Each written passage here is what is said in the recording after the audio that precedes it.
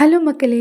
இன்னைக்கு நம்ம ஒரு குட்டி டிப் தான் பார்க்க போறோம். என்னன்னு கேட்டிங்கன்னா, வெள்ளை சட்டை வாஷ் பண்ணிட்டு லாஸ்ட்டா உஜாலா போடும்போது திட்டு திட்டா வந்துரும். உஜாலா அங்கங்க ஒரு மாரியா ப்ளூவா நிக்கும்.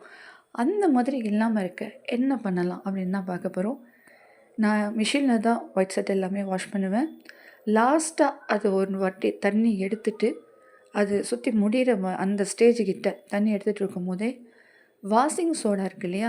அது ஒரு 2 ஸ்பூன் நான் போட்டுக்கிறேன். போட்டுட்டு ஃபஸ்ட்டு தண்ணி ஃபுல்லா எடுத்து ஒரு ரவுண்ட் அப்படி சுற்றட்டும். சுற்றுனதுக்கு அப்புறமா உஜாலா உங்களுக்கு தேவையான இதுக்கு போட்டுக்கோங்க.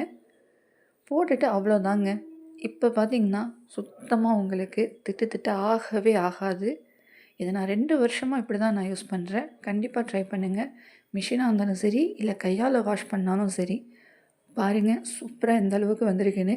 இது உங்களுக்கு திட்டு திட்டா எங்கேயுமே நிற்காது. அது துவைச்ச அந்த பனியன் அது. இது என் ஹஸ்பண்ட் இன்றைக்கி போட்டிருந்த சட்டை. இதுலேயும் பாருங்கள், நான் ஆல்ரெடி இப்படி தான் வாஷ் பண்ணேன். எங்கேயுமே இந்த ப்ராப்ளம் இல்லை. கண்டிப்பாக உங்களுக்கு யூஸ்ஃபுல்லாக இருக்கும். ட்ரை பண்ணி பாருங்கள்.